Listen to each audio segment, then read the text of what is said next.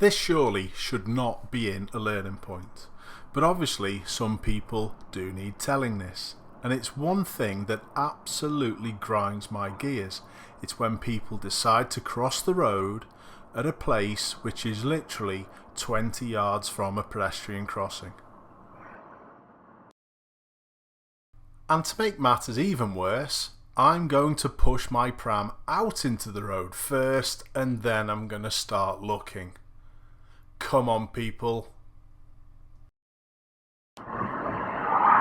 Here's the crossing.